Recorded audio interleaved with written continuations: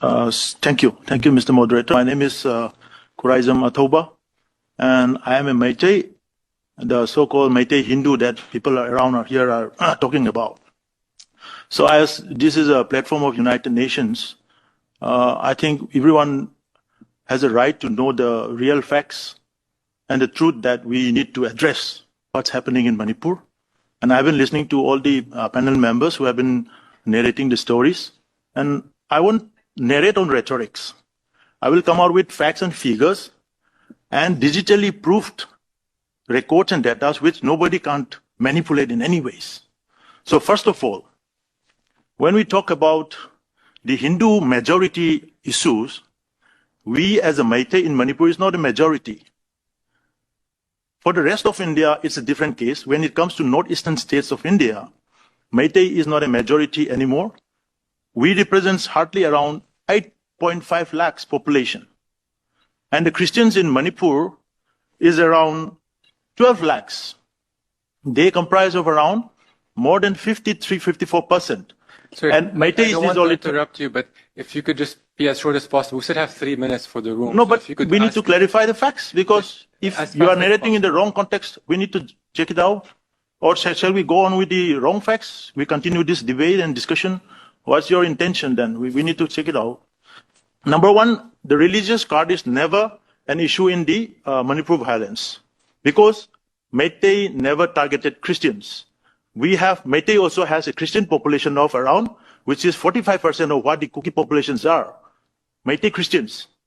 And they missed to inform that Meitei churches are being completely vandalized and razed in the Kuki-dominated areas in Churachandpur, right on the first day before the target begin in Imphal. Okay, sir. That needs to be acknowledged. Thank you. Thank you. And here is the sequence of events. I would be grateful if we can meet after this and take the document and have the conversation. Sure. But if you don't have any more questions, I need to interrupt you, because we have 2 minutes before we need to close this event, and I need to give the final word to this panel. So I need to interrupt you just because we have 1 more minute, the lady from the United Nations, so we have to basically conclude the event. Yes, last part. Thank you for sharing. Question. We will meet after the event. But allow me, let the audience know. Let the audience know. Yes. Why are we completely neglecting the issue of narco-terrorism? We need to have the UNODC has already reported Churachandpur has become a hub of new Golden Triangle.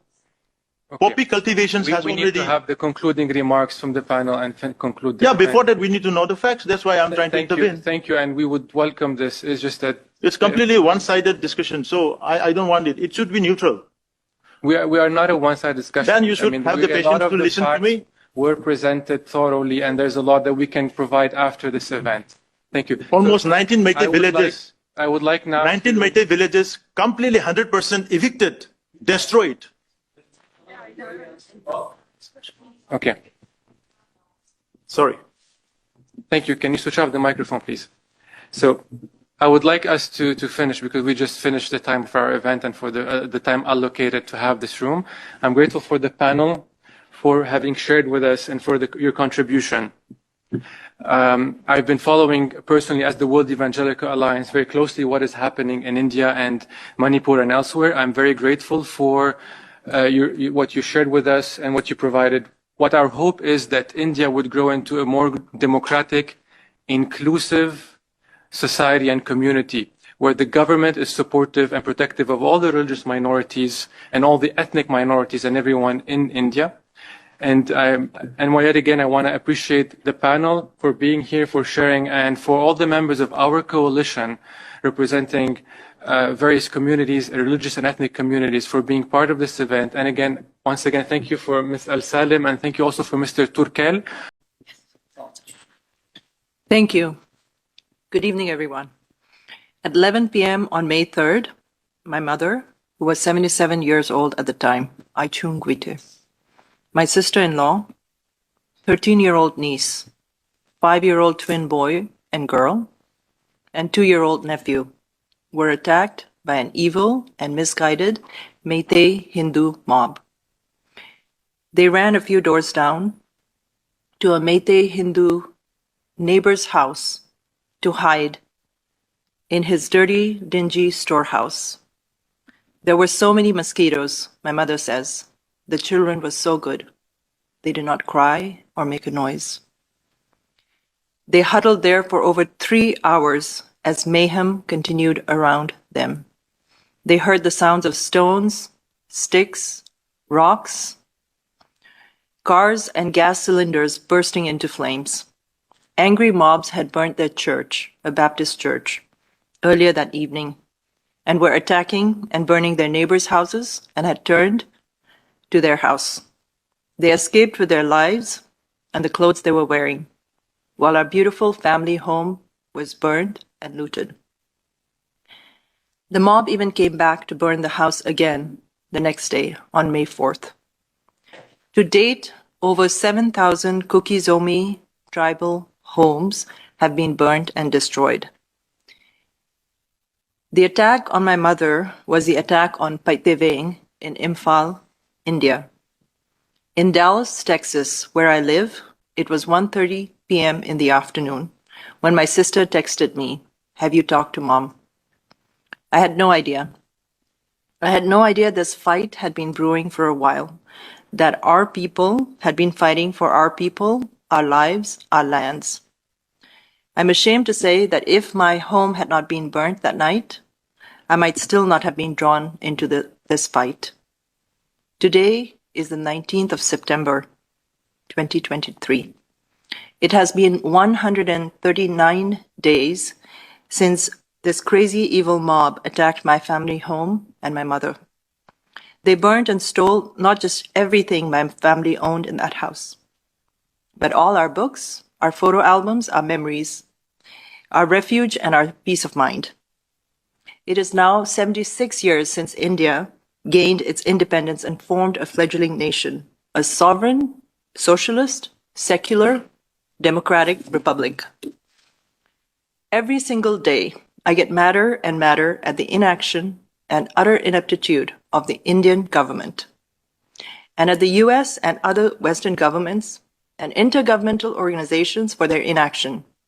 I'm angry, frustrated, humiliated, and sad.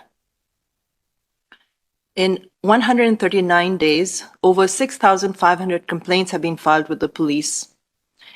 These complaints are a desperate plea by people following process and the laws of the land, while the government and the police itself are not following the rule of law and have instead allowed the rule of mob to run rampant like a virus in Manipur and throughout India.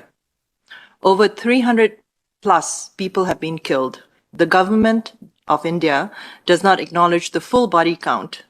Many bodies have not been returned to their families. Many women have been raped and gang raped. Over 360 churches have been burned and 2 synagogues. Over 60,000 people have been displaced. The Manipur State Police has allowed its arms and ammunitions to be looted by the Meitei terrorists. The Chief Minister of Manipur openly sides with the Meitei terrorists. No state, central, or international aid has reached my people. The only aid we have received is from each other, which is our tribal way, and from many good people all over the world. Those are just statistics. These are real people who have been impacted. On the evening of May 3rd, Chingboy Paipi, who is a pastor's wife in Chicago, her elderly parents, both of whom are heart patients, had to hide in the dark, in the fields, in the open fields, along with her brother and her sister's families in Imphal, because the same large Meitei Hindu mob had burned the church just next to their house. They stayed there all night and managed to walk to an army camp in the morning. They stayed there for over a week before they were transported to safety by the Indian Army.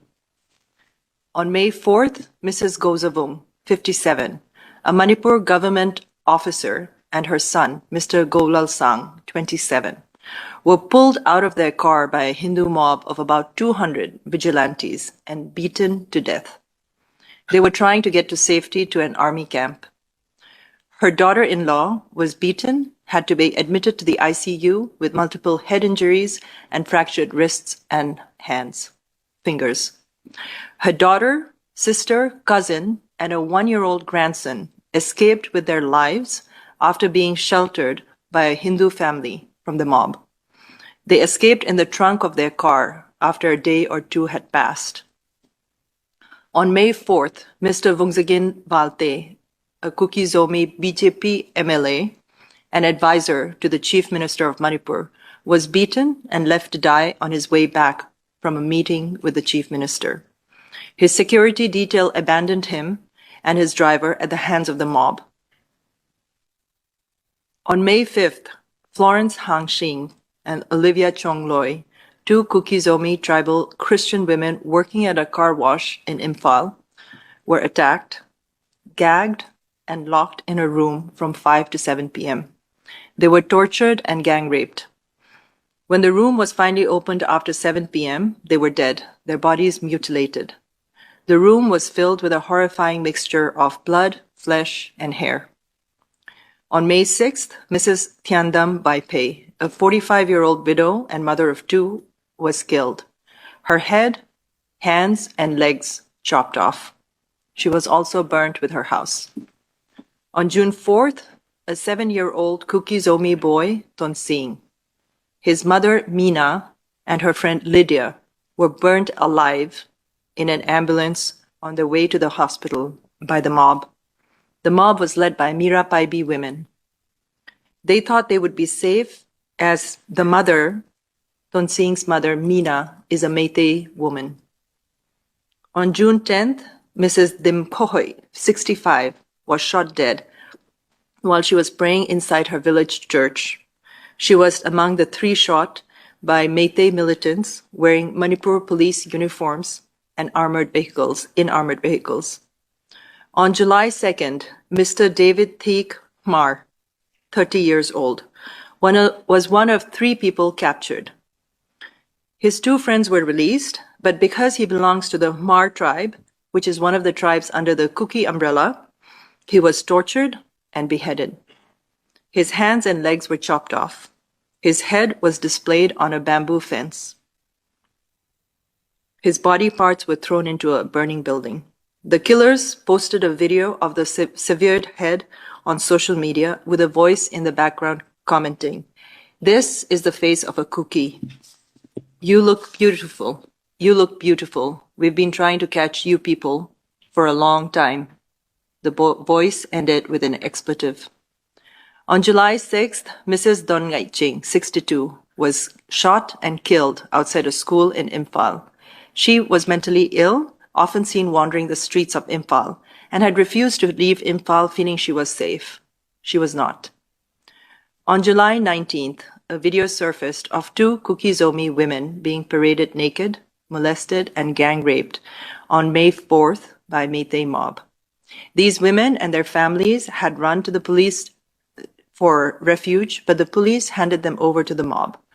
The young brother of one woman was beaten to death while trying to protect his sister. The husband of the other woman is an Indian Army officer. My name is Florence Nyanghoilun Lo. I'm a daughter of the Guite clan. The Guite clan belongs to the Meitei tribe. The Meitei are one of the Zo community tribes, the ones they're calling Kuki. We are Zo, Kuki, Thado, Meitei, Mar, Gangte, Baipe, Simte, and a few more tribes. We ask for peace and justice and to be allowed to practice our religion and our customs without persecution. We ask for our right to self-determination and self-governance without fear of mob vigilantism or discrimination and attacks from our own government officials. We are Zo United. Thank you, Wissam.